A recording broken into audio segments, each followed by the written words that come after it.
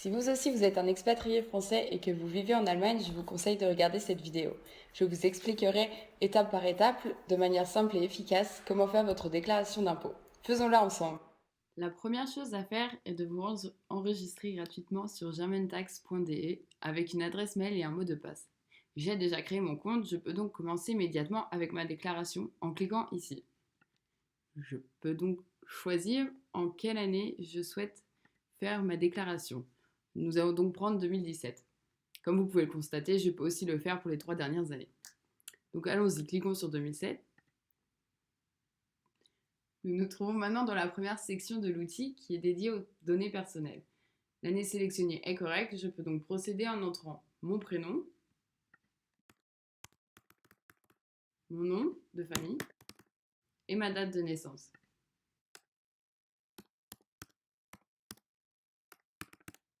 La question suivante concerne mon adresse. Il est très important de saisir l'adresse actuelle.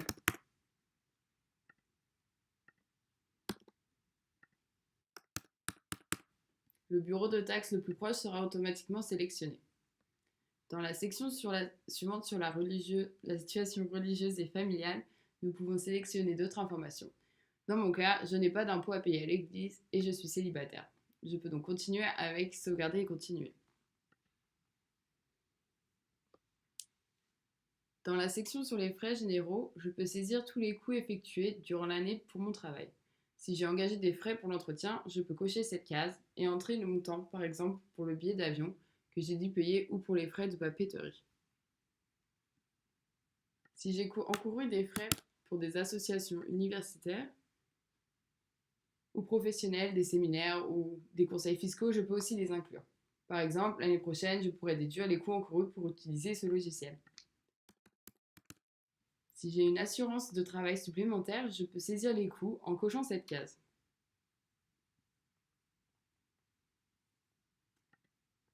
La dernière section est consacrée aux frais de télécommunication et de compte courant.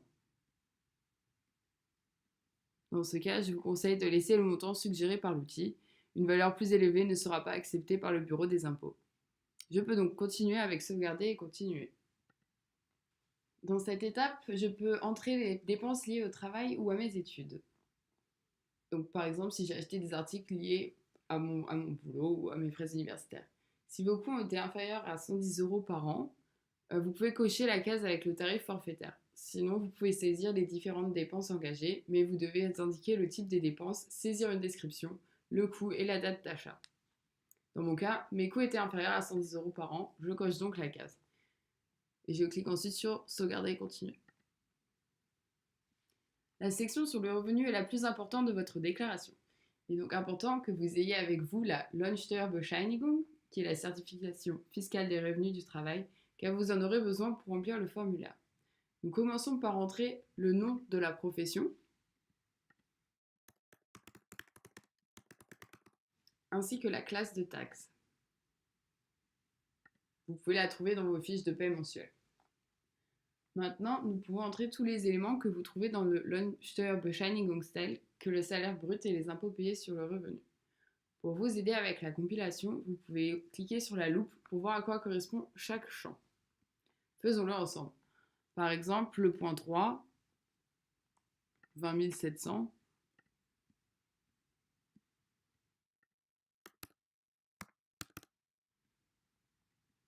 Le point 4 serait donc 3038,82.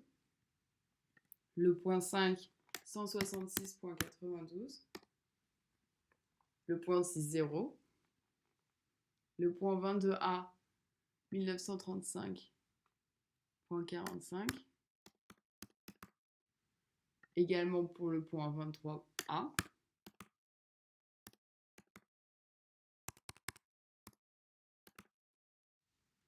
Le point 25 serait 1718,10.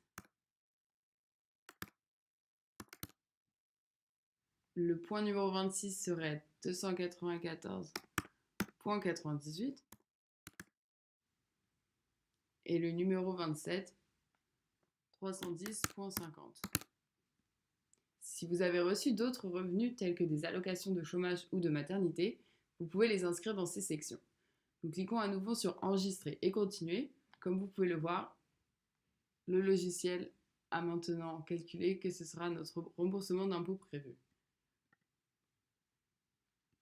Nous pouvons encore augmenter le montant dans les prochaines sections. Maintenant, nous pouvons nous attaquer aux frais de déplacement pour se rendre au travail. Dans cette section, vous pouvez saisir les coûts encourus pour aller au travail chaque matin. Vous devez ensuite entrer l'adresse du domicile, l'adresse du lieu de travail et les kilomètres de distance. On vous demandera alors combien de jours vous travaillez par semaine et les jours maladie que vous avez utilisés dans l'année. Si vous avez payé des transports en commun, vous pouvez vous rendre au travail. Pour vous rendre au travail, vous pouvez aussi les saisir ici. Par exemple, en 2017, j'ai dépensé 1 000 € pour les transports en commun. Et comme vous voyez, mon remboursement d'impôt attendu est augmenté. On clique sur enregistrer et continuer.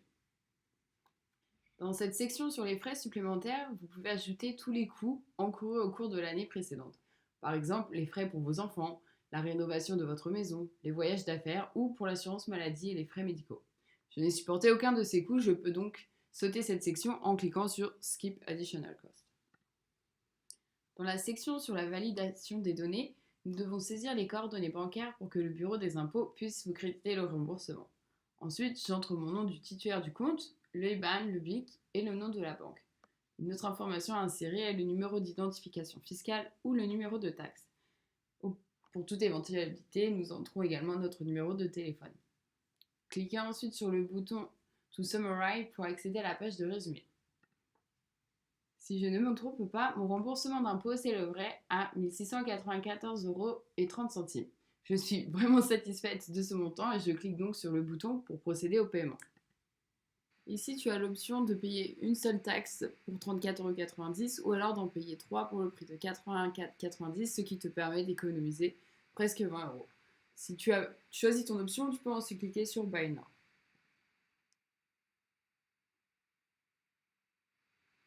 Donc la première étape consiste à vérifier les données saisies en téléchargeant le brouillon.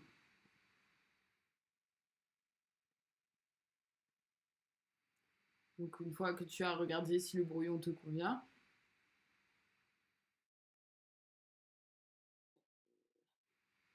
si tout est correct, alors je clique sur Confirmer.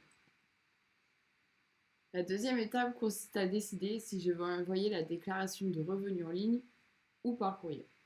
Pour envoyer la déclaration de revenus en ligne, je dois télécharger une photo de mon passeport ou de ma carte d'identité et un document attestant de ma résidence en Allemagne, par exemple l'Anmeldung. Ensuite, je clique sur Finaliser la demande. Pour envoyer la déclaration de revenus par la poste, je clique sur la déclaration de revenus, j'imprime le document, je le signe et je l'envoie à mon bureau des impôts. Et voilà, c'est fait. Wundertax va maintenant vérifier les données et enverra automatiquement la déclaration aux impôts. Et voilà, c'est fini. Tu n'as plus maintenant qu'à attendre ton argent d'arriver, ce qui prendra entre 3 et 8 semaines avant de pouvoir en profiter. Alors inscris-toi maintenant gratuitement sur germantax.de.